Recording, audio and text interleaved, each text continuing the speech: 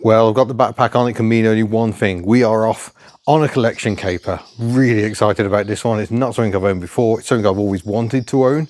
And yeah, it's going to be very, very interesting. It's very cheap. I've been offered it for a very good price by a hub nutter.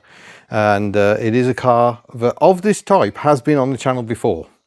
Doesn't narrow it down a lot. There's over 2,000 videos. But yeah, I think you're going to be impressed. And we are on the way. We are currently on the M54 motorway. We've already done a couple of hours getting to this point. It is quite a long way to everywhere where we live, but I'm aboard a Vauxhall Insignia, if you haven't worked it out already, with my friend Carlos, who is driving today. Owns some very interesting cars locally, including the Rusty Capri we saw at Cardigan Classic Car Show last year, but we do have to have a closer look around at some point. But today, yes, we are just motoring along. Let me flip the camera. And here we are, beautiful sunny day aboard the Vauxhall Insignia. First time I've actually been in an Insignia. So far the seats are quite Vauxhall, they're quite firm, but not uncomfortable actually. And we're zipping along. Temperature outside is up to 24 degrees and the aircon is not working, but that's good practice because the new car has non-functioning air conditioning. So keep those guesses coming as we head towards Nottinghamshire. Our final destination today. We've still got about 2 hours to go. Well, we've now got half an hour to go until we see the new car. We haven't filmed much along the way because it's kind of just been a lot of this really, and slight bits of traffic here and there. Not very exciting. But yeah, it's going to be a very exciting collection today. This is a car that has been on the channel before. I know that doesn't narrow it down at all, but never with this engine. So we're going to be picking something up that's got a V6 turbo diesel engine. Does that give you enough of a clue? We are approaching Nottinghamshire. Still half an hour to go. So you may be thinking now, V6 turbo diesel, have you bought Kitch's C6? No, but it'd be fun one day to do a comparison, I think, with Kitch and the C6. Yeah, should be interesting, but let's go and see exactly what it is. It's got even hotter. Mark 1 Pajero. So here we are then. We're outside a brick-built garage in Nottinghamshire, and let's show you the treasures that lurk within. This is going to be our steed home. It's a Renault Vel Satis. Ooh. So here we go, Renault Vel Satis at last. We drove one years ago, but this is the first time I've driven a 3-litre DV6. And they are a magnificent car. Just so strange looking, really. But we've already got a classic internal hub nut sticker fitted. Big old hatchback. And inside, it's Initial spec, which is at the top of the range. So we've got the weird marked wood, perforated leather, automatic gearbox, the plastic going all crispy. That's where you put the key slot in. The owner isn't here yet, and we've been let in by his mother and we're having a look around. So little bits of damage here and there. Smells a bit musty in here, but a good clean would do much to rectify that. The headliner has gone a bit hub nut, so that's sagging down. The interior light in the back, not the best, but this looks all right. We have no idea of mileage. I know it's got MOT for another couple of months, through to July, I think. But yeah, recently serviced, kind of ready to go. Open the rear doors, make sure we don't clobber that jack. There we go. We've even got blinds in the back. Really smart. Loads of leg room. That's the seat set for me. I've already had a play. And this massive rear seat. Oh yes, lots to play with here. The storage trays, is there? Maybe not. Maybe that's it. There's heater controls in the back. You can change the temperature. Oh, you can't change the temperature, but you can change the fan speed and where you want the stuff to go.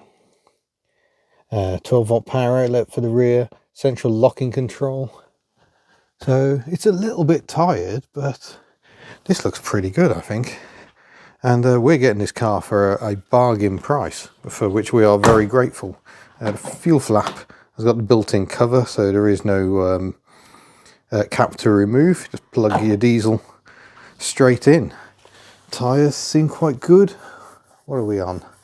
Rapid P609s of something. I know not what make they are.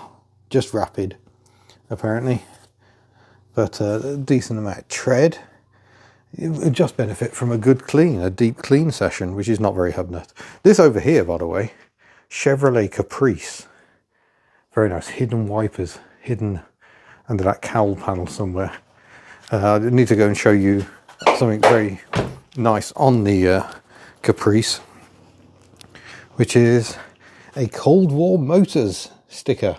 I'm sure we've got plenty of Cold War motor fans here. We like to watch as well. So it looks like this is from Nebraska, possibly, at some point. Hoping to do a video on this. I'm going to come back and see this bloke. I have not got time today. But look at this, it's like archaeology. There are home improvements going on here at the moment. So there we go, there's the hub nut sticker. But this side, fairly clean. We've got a bit of missing trim here. So what? But yeah, seems clean and tidy again. Plenty of grip on these tyres. Looks like it's had a full set of 4. That's also a Rapid tyre. Now we've got one bit of bodywork damage, which is here on this arch.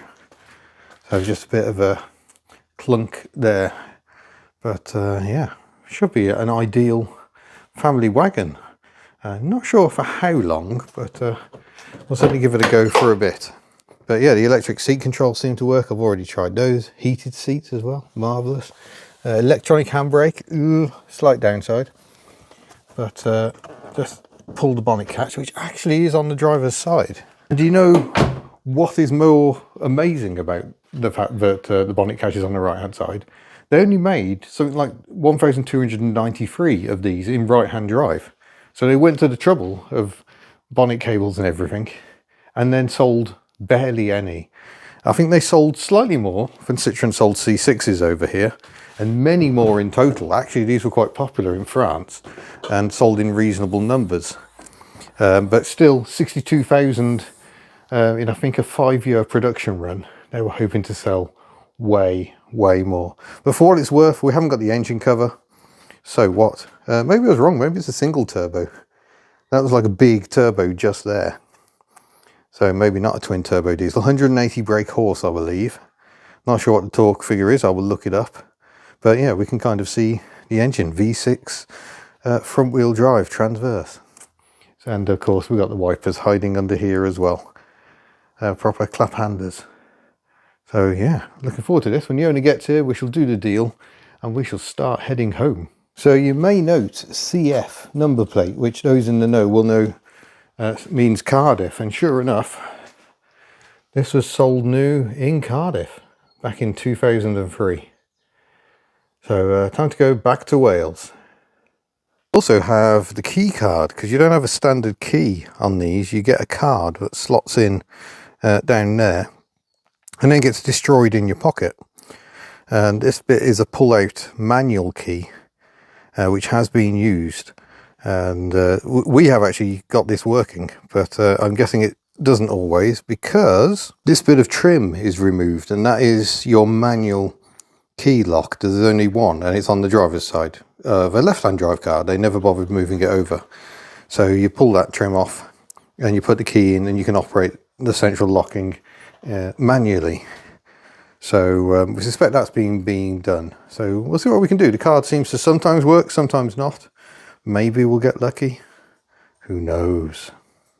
It is difficult to see in here, but the front bumper does appear to be a different colour. It appears to be silver, but at this price point, we don't care about that. We don't care about the fact that headlights need a buff. We can do that.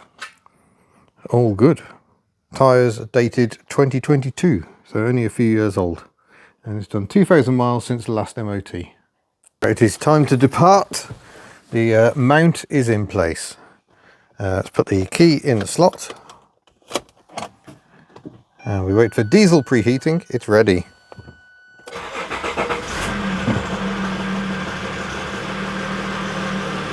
She is fired up. We got a little bit of fuel, that's always good.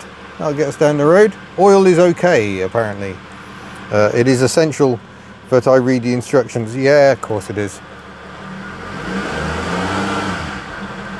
Oh yeah, that's sounding nice. Right then, let's head back to Wales. Okay, here we go, national speed limit.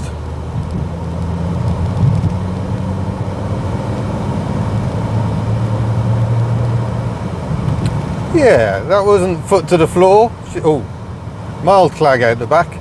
Yeah, you can hear the aircon doesn't work, so the fan is running at full force at the moment. But a bit of a shudder over there, which I think is mostly the seat belt, in all honesty. And we got a bit of a knock on the back. Yeah, feels okay. The steering is very numb and very meh. The ride is a bit, the door mirror is trying to fall off. I'll try and video that at some point. But I think she'll be alright. I've paid very little money for this car. I'm not going to disclose the exact figure, but I would say it's a fair bit under market value. And it has an MOT for a couple of months and appears to drive. Let's see if it'll drive almost 200 miles back home. Bit of a funk into first gear sometimes, but it's not awful. It's an Aisin Warner gearbox apparently. But yes, a head-to-head between this and Kitch's C6, that would be an interesting video, wouldn't it? And we'll see if we can make that happen. I've got a lot of miles to do. I'm at a family thing next weekend, and then the weekend after that we're in the Netherlands for AM Valhalla, so we got it all to do. Oh, this is quite an interesting drive. Yeah, the ride seems a bit crashy at times, a bit jiggly, but then at other times it smooths out really nicely. It's a long time since I drove the 4-cylinder turbo Vel Satis. Oh, we've got a bit of brake disc warping going on, I think. Or maybe it's just because it hasn't been driven much lately. But yeah, this'll do. This doesn't do much for my Berlingo's hopes, does it? Because let's be honest, this is much nicer. We've got about 5 hours of driving to go, so I will spare you too much of that. So maybe we'll jump ahead, we'll stop somewhere for a bit more of a look around. What was that? Warning, tyre pressure check, not functioning. Oh great, thank you. He did warn me that happened. I'm glad it happened on camera. That was an amazing little tune. Doo doo doo. There we go, it's quite interesting. Thread this enormous barge down these fairly small roads. Yeah, front right tyre fault. Oh, there's an Aston A40 Somerset in that garage there. Lovely. Right, aside from the ball joint clunk, things seem to be going okay. I've just put 68 quid's worth of fuel in. Has not filled the tank. I do like the noise. Carlos reports that we are smoking a bit at times, but it hasn't seen a lot of use, and we'll probably run a fuel treatment through it, but accelerate up to 50. Oh, that torque. Oh, hey, steady on. But yeah, we shall keep driving on. I must talk tax actually before I get too carried away. Road tax is £450 a year, and I'm paying more because I've gone for the direct debit approach. That means a first payment of £75 followed by regular payments of 37. So that's nice. Here we are in Telford, our first stop on the way back. It's definitely a silver bumper, isn't it? You can tell. But we've just been to Five Guys. Fully recommend it. But there is one slight problem. And that is that this thing doesn't seem to work. I think the unlock actually works. Yeah, the unlock works, but the lock doesn't. So it's been sat here unlocked, but I can finally get in the boot. So let's have a look in there. Oh, electric release. Oh, that's a good size. Oh, what's that for? We don't ask questions. It does smell a bit damp in here. Oh yes, musty. I wonder if there's a water leak somewhere. I live in Wales, we will find it. That was like the original spare wheel. Is that a space saver or not? Continental van contact. Oh, it's a 185/17, so no, it isn't a space saver. That is a full-size spare wheel. Got the jack and everything, which looks like it's had moderate use. There we are. Okay, that's good. But yeah, definitely somewhat musty of the boot. Nice. Yeah, other downsides include this mirror, which is it seems a bit janky. I can't quite get the mirror quite far enough out. Oh, maybe I can force it. Maybe. And there's another issue as well, which I don't know if I can show you at the moment. Let's have a go. If we head in, oh, I'm going to have to open the window. Oh, the windows rather. Still digesting. I don't know what the horrible noise is. It's telling me to press the start button. There's the screen. Renault. Just turn that fan down for a minute. Yeah, this screen starts flashing after a while. I know how to do this now. If I press that button, yeah, I can do it. So it's flickering a bit to you, but I think that's just refresh rate. It's not actually flickering. I do love the clock. Look how pretty that clock is. This radio is absolute rubbish. The buttons are tiny and almost impossible to see. And the display sort of comes up on there a bit. So, like that. But it doesn't sound very good. Yeah, it's just a bit rubbish. Is that the CD slot? I think that's the CD slot. There's a lot of stickiness. The dash is quite sticky, like a Fiat Multipla. And for some reason the cruise control button is here on what looks like a very furry centre console. Hazard lights. Somewhere in there are flashing indicator lights, but you can't really see because it's sunny. But there we go. We've covered about 120 miles so far, I think. Still got quite a few to go. 3 hours until we're home, but we are rapidly running out of dual carriageway. But yeah, this is the Vel Satis. Let's continue. It just told me again that the left brake light is faulty, but oh, hello, there we go. Left brake light faulty. It isn't. Shut up, lady. Honestly, did they find the French Nicolette Mackenzie there? It's going to take me a few goes to get this monster out of this parking space. Thankfully the one next to me is vacant, so I can... Oh, yeah, I can get out that way, yeah. It's always a nightmare getting out of these places, isn't it?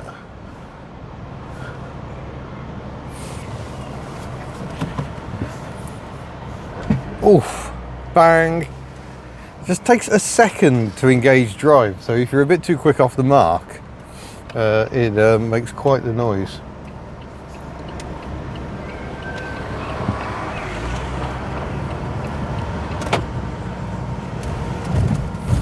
But yeah, it doesn't make very nice noises when you go over bumps. I mean, partly I think we got some ball joint woes, but there's a bit of a shudder through the cabin that I don't much like.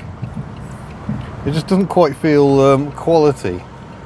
I will say, I think the Citroen C6 does feel a bit nicer inside, but yeah, my screen started flashing already. It lasts a few minutes and then it just starts flashing. Not ever so ideal. And the body roll is, it seems to roll a bit more than is ideal really. But nonetheless, the computer is still reckoning average 42.8, which I don't think can be considered too bad really. This is a massive lump of car. A deep clean is going to be the first thing in order, I think, and then that ball joint is going to have to wait a bit. I'm not sure I'm going to get that done before I need to head off in this car on Saturday. Today is Wednesday. I suppose maybe, but we got a lot to do this week. We got medical appointments variously.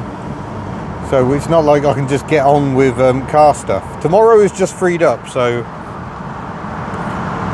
but then I'm not going to be able to get it locally. God.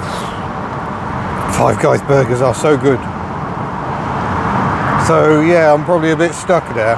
I think there's some sort of adaptive cruise. I can't remember if I've mentioned it. Set the cruise, but if you come up behind someone, it cancels the cruise and you have to hit resume to get it to accelerate again.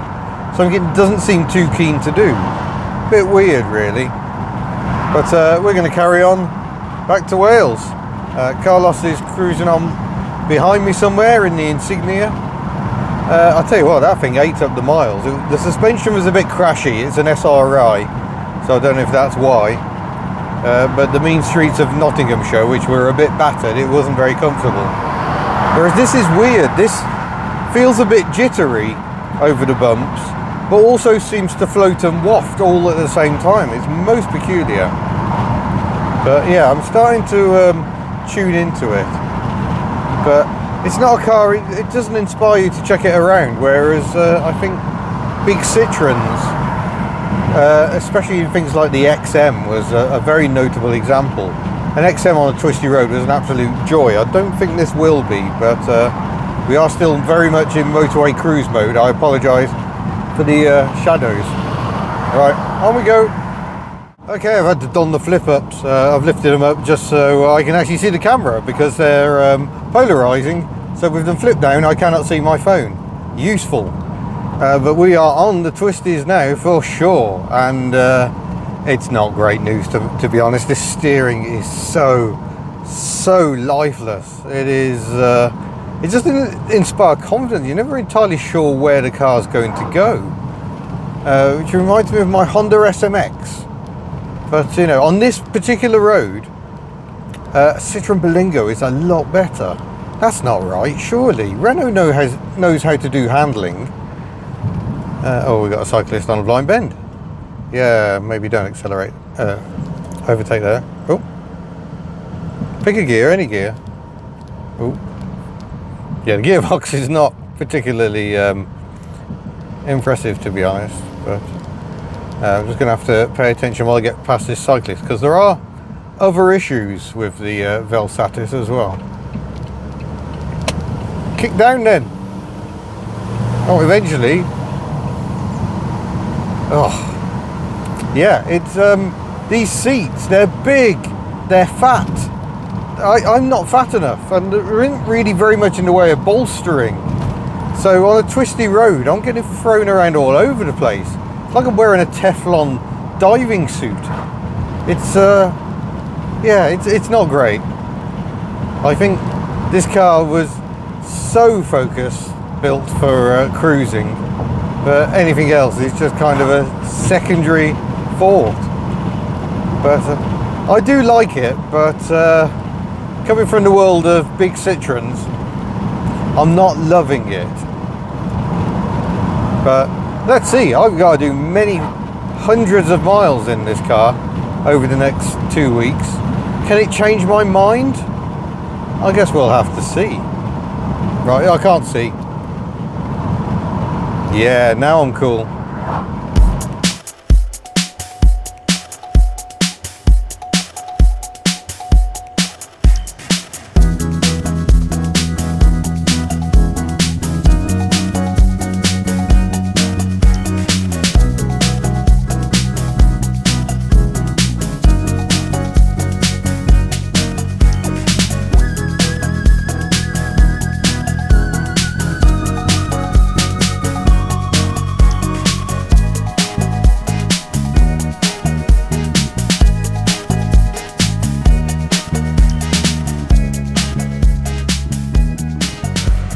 Well, here is the Insignia. We just stopped because apparently my lights aren't very good. So, yeah, that looks very dim. And we got, the car is not lying. Look, we got no brake light on this side. So the high levels are. There's your sides. Yeah, so no brake. Oh, hello, we got disco fever. Is it enough? I think so, yeah. Yeah, it's coming up with a 40. Okay, off the brake. Yeah, left brake light 40, which is correct. On the brake. Oh yeah, there is a difference. But yeah, maybe that bulb's not very good. Yeah, looks alright. We've got the tail light that side, just no fog. What's the front light? Well, as you guys like some light action, we got side lights, yeah. Oh yeah, there's the heads, projector style, and there's your mains as well. So Got projector lamps going on. Nice. There we go. There's your indicator right next to the headlamp. Lovely. Oh, it's saying service again, but it's not saying why it's saying service. It does that. Right, we are just back home. 9:30, 12 and a half hours since leaving. And our stats, I don't know what that one is.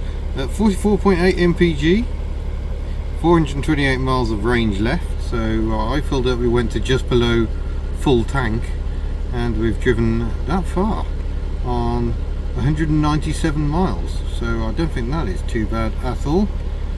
Averaged 37 miles an hour, and I think that means how long till next service. But there we are. So 99388 now. I may need to check the tyre pressures. That near side front seems a little on the high side, but it is done. Time to say goodbye.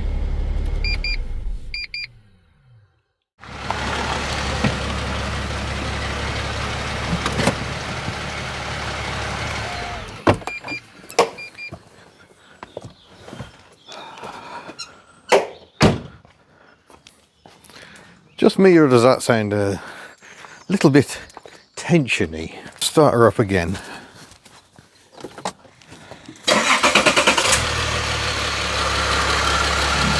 I leave the mic there. Definitely sounds like something's a bit tired, shall we say.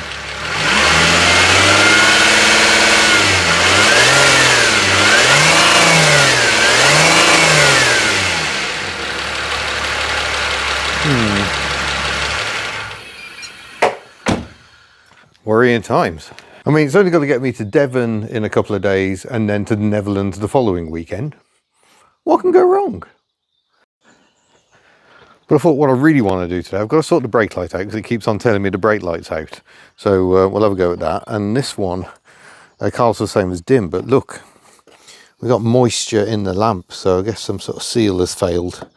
And that can't help. But there's two lenses, effectively. Let's open the boot, because that's quite an experience. Oh, and I need to talk about this. Vel Satis. What on earth does Vel Satis mean? It means velocity satisfaction. Don't know what Renault was smoking at the time, but there you go. That's how you open the boot. And we got this. It's a new parts trolley type thing. So I can have tools and things to hand. I thought that would be a useful thing to have, so that should be good. And fresh from Autolink up in Scotland, we've got another alternator belt for the power steering and aircon belt for the Pajero Junior. But I guess I need to work out, how do you get these lights out? Oh, that was like it's part of it. There we go. Access to the bulbs is like so, I guess. Let's try and make sense of it. Right, I've turned the car around because already that's getting baking hot in the sun. Actual summer seems to have kicked in a little early. So I've given up on that one. I'm going to try and get this lamp out. I've got no idea how you're meant to get the bulbs out. I think this helps get the entire lamp unit out, but I suspect I've got to undo these things as well to enable the lamp unit to come out. But worrying development, I'll try and get you in to see. There is the wiring. You see the Scotch lock just there? Oh boy. What does that mean? Is the bulb actually fine? Let's just get the things to remove this, and we'll dig straight in. Instantly got distracted. A bit of Bulldog BDX, and the key does actually seem to work. So that's locked. That's unlocked. It doesn't operate the central locking though, which is a bit irritating. So I have to use the lock button, but I can leave this door open. So that's unlock. We've now got all doors unlocked. So to lock the car, I have to come around to the passenger side, press the lock button, shut the door, and then that locks that door, that locks that door. So at least I have some way of locking it, even if it's less than ideal. Right, so unlock everything again before I forget and wonder why I can't get in. There There we go. So this, it goes one way up. So the positive always goes sky high. If you try and do it that way, it doesn't work, I've discovered. So there we go. We got some progress, and then that slots into the key card. But the problem on the key card is that the unlock button works, but the lock does not. So if I press lock, nothing happens. If I press unlock, see? So this sort of is working. There must just be a problem there. It doesn't really feel like the button's working properly. Maybe it's worth trying to prise this apart and have a look. But focus. Let's see if we can get this rear light out. Didn't need to undo that at all. So we can just screw that one back in. But that little rusty thing came out to hold this trim panel on, and now we can access another Torx that's holding the lamp unit in. I think. Oh no, it isn't. No, nothing is holding the lamp unit in. Oh yes, Scotch locks, marvellous. What are we going to do about that? Try and work out how you get this thing out, I guess. Is it just a case of prising that? So you don't have to remove the lamp unit, but it does give much better access. Does that look like a dead bulb? Well, let's swap the bulb and find out. Need a new one of those as well, really. That's a bit cracked, but I'm not sure I really care for the money I paid, to be honest. Right, you're going to have to let me know, because I'm not going to be able to see. Let's put the card back in. Where did I leave the card? The card is a pain in the backside. It's always somewhere else. Right, card in. Is that enough to give us brake lights? Yes. That looks like brake lights both sides, does it not? Marvellous. Turn that back out again. You just put the card in to turn the ignition on and off. That door check strap does sound horrendous. So that looks like a result. That looks like I don't need to be scared. It is actually fine. And now I know how to release the bulbs. I'm going to change the bulb that side as well. I've got to try and work out what to do with this. I mean, I kind of need more cars and projects, like Jeff Bezos needs more money. I just don't, really. So, yeah, I'm not quite sure what to do. I welcome your thoughts, but is velocity satisfaction ownership really going to be velocity satisfaction? Or is it going to leave me broken and crippled and rolling on the floor? These are the questions we must ask ourselves. There we go. So all that I didn't need to undo. All I have to in fact do is prise that clip up there. Love old plastic, that feeling of, oh, this is going to break forever. And there we go. Pull the bulb out. Bulb's a bit manky. I don't think it's awful, but seeing as we're here now, let's just change it.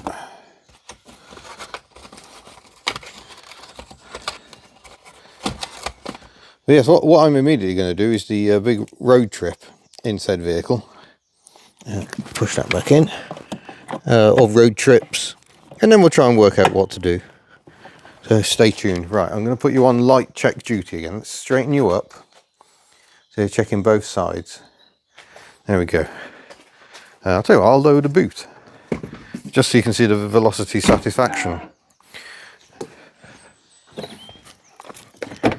So card in for ignition on. There we go. Let's start with side lights. There's our side lights. I love the beeping noise. And then the brake lights. Yeah, is that good? I think that's good. Marvellous. Now this one is still being a bit weird, isn't it? Can you see in that clip that it's kind of dimming and then the brake light comes on? So let's just rerun our checks again with a bit of a closer look. So in we go. Brake lights. Yeah, brake lights, that's fine. Side lights, and then brake lights.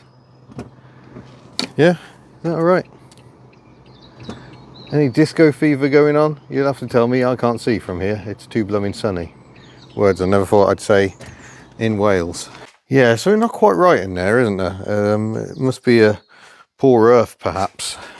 Let's open the boot again and work out what we can do. I don't know where the earth actually is for that. The good news is we've got no Scotch locks, so that's encouraging. But yeah, where is the actual earth point? I don't know. Maybe we'll file that one under an other day. Suppose a key consideration, has it made the service go away? Stop beeping, that's a horrible beep. Yeah. Okay, into drive then. Test of control system. Tyre pressure okay. Oh yeah, we need to check that one tyre pressure. Back to park. Okay.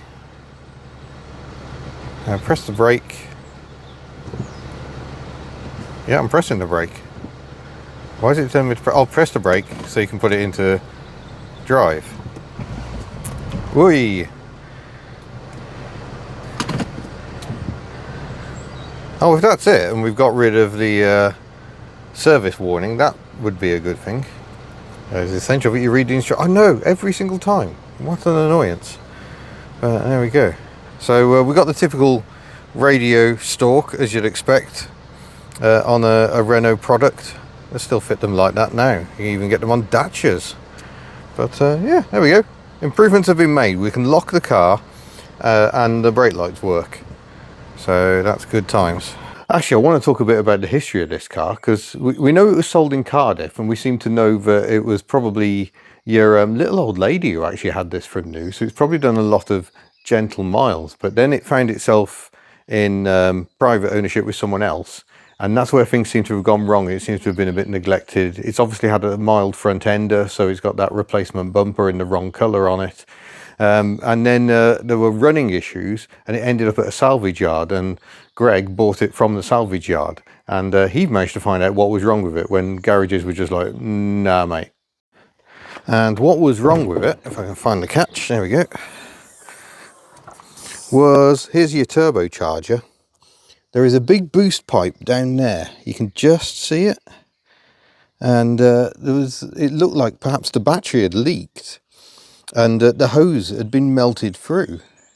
So there was, yeah, all the boost was leaking, and that's why it had this massive running issue, as it would do, because it didn't have the appropriate pipework. Might be under here actually. The battery's under here as well, under that cover. Yeah, that is why it was running badly, and Greg did that. He's only put a couple of thousand miles on it since MOTing it last July, which is why July is going to be MOT time again. But yeah, that was it. It was actually quite a simple fix. So when your massively complicated V6 turbo diesel goes pop, always check the obvious things. Pardon you? The car just sneezed at me. That is quite weird. I think perhaps velocity satisfaction life is, yeah, perhaps never a dull moment. There's a very, very dedicated following for these cars, even in the UK.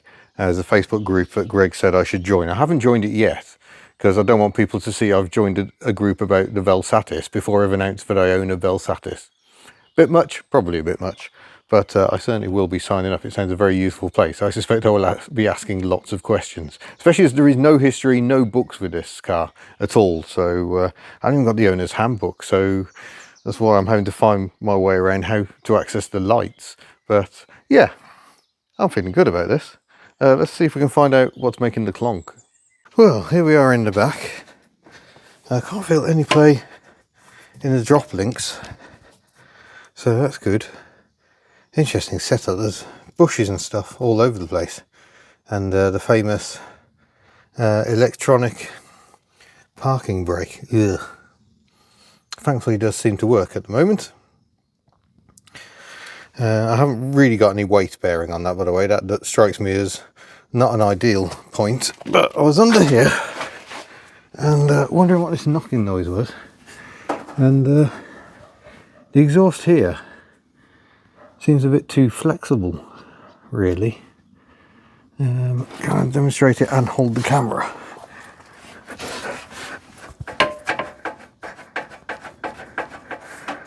There's a very annoying sort of a knock and it's kind of resting on the heat shield, which doesn't strike me as ideal. So I think I'm going to start by just trying to bend things a bit more out of the way. I can't see anything that would really be causing the knock. I mean, there's bushes here, that could have gone.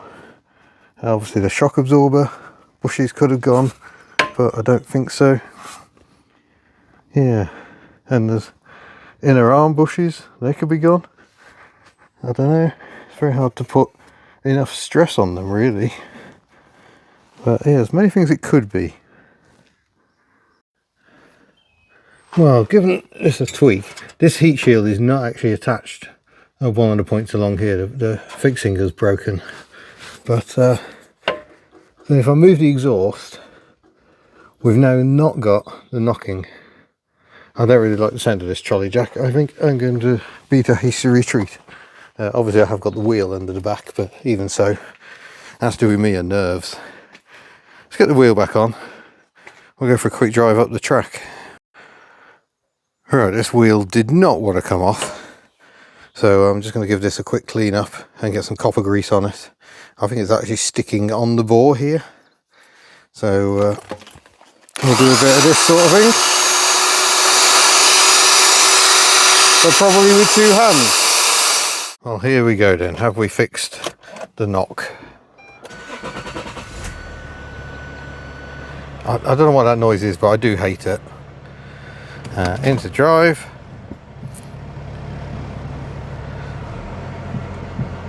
Oh no, I can still hear something knocking at the back. I haven't got my seatbelt on, it's getting upset.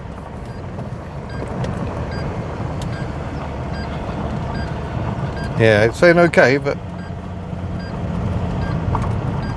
oh, maybe it is better. It's still not gone entirely, there's something still a bit... it still sounds a little bit anti-roll bar link in all honesty. But incidentally, on the tyre front, Rapid tyres are made, unsurprisingly, in China. They are a budget brand, but meant to be a decent budget brand. Well, I love the fact these are mud and snow rated.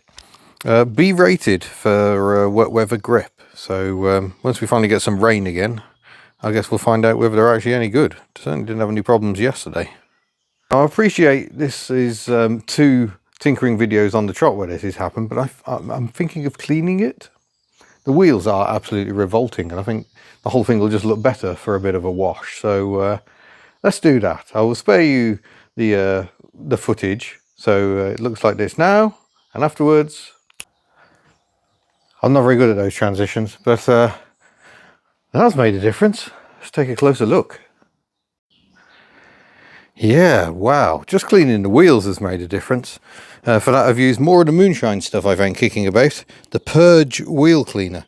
You just spray it on, attack it with a brush because this was really stubborn, and yeah, they've come up so much nicer. The downside is, having given it a wash, now I can see the myriad imperfections and scratches in the paint. I don't know if that's from its days at the salvage yard or if it was just experiencing somewhat Parisian parking. But look at that. This is storm blue. The only other downside being that you have to use something to stand on in order to reach the roof. It is quite high up. But there we go, that's looking an awful lot better. Poor Betty's sitting over here with the new Daihatsu, feeling somewhat neglected. What I need to do now, more scratches all over, scratches everywhere. What I need to do now is go over the glass on the inside, because it is a bit icky. That's going to be fun on a hot day, isn't it? So there we go, the Vel Satis, Velocity Satisfaction is pretty much ready to go. Not my Pajero Evo. And yeah, looking an awful lot better. So it was recently serviced, so it's now had a wash. The brakes all look good. We'll see how this rear noise goes over the next few 100 miles. But yeah, time for me to get out of here. So I hope you've enjoyed this experience with the Vel Satis. It's certainly been a very interesting purchase, and yeah, it's going to be interesting to see how we get on with it. Otherwise, yeah, thanks for watching. We shall see you in a future video. Farewell.